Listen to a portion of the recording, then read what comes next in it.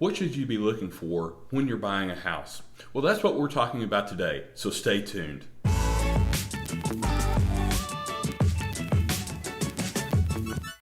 Hey everyone, welcome back to our channel. We are Bret and Molly Chance with Texas Home Life Group right here at Keller Williams Realty in Flower Mound, Texas. Every week we publish new videos on how to save you time, money, and energy whether you're buying or selling a house. So be sure and hit that little bell notification so that you get notified anytime we publish a new video so that you don't miss out. We recently got this question from a viewer, so we thought we'd go ahead and be able to answer this question here. Sometimes when people are looking at houses, they're only looking at it, is it something that I really like? Does it fit my needs? Does it fit my wants? So today we're going to be sharing with you some other really critical things that you really need to be thinking about before you write that offer on that new home. First, let's talk about the neighborhood. It's always a great idea to go do a drive-by at night and on weekends when people are home from work so that you can get a better idea, a feel for the environment, what it's like, because sometimes it's very different than during the daytime. Also, check out the parking situation. Do you notice a lot of cars parked along the street?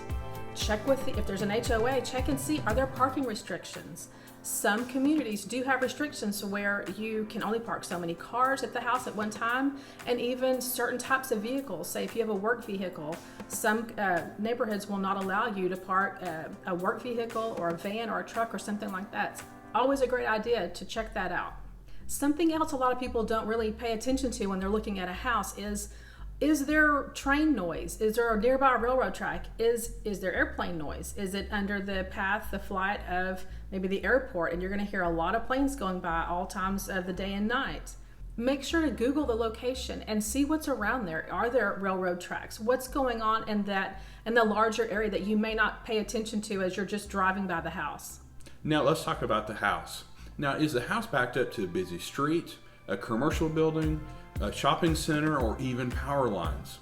Now here's the deal. When you're buying a home in a hot seller's market where there's not enough homes to choose from and you're looking for a home just to get into, you're going to be willing to overlook those items. However, when you go to sell a home and we're in a buyer's market, then there's going to be so many other homes that are for sale that may not be around all these noises or distractions that those buyers are not really willing to overlook when they've got so many other choices of homes to choose from.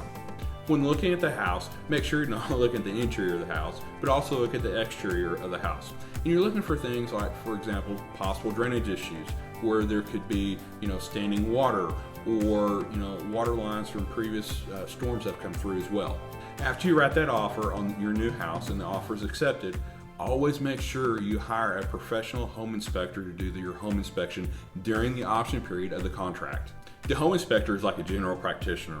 They're looking at the overall general impression of the home. Now, if they come across an issue that they feel like needs a more in-depth look, for example, if the roof looks like it may need a roofer to look at it, or a plumber to look at the plumbing, or foundation company to look at the foundation, they're going to recommend that you hire a specialist in those areas to come in to look at that, making sure there's not an issue there. So if you're possibly in the market to buy a new home right now, be sure and click on our link below so that you get current information of what's currently for sale and not possibly go into some other websites where maybe they're not updated and as current as they need to be according to the MLS. We hope you found this information helpful. So before you go, be sure and click the like button and leave a comment below if there's any questions that we can answer for you. Thanks again, and we'll see you next week.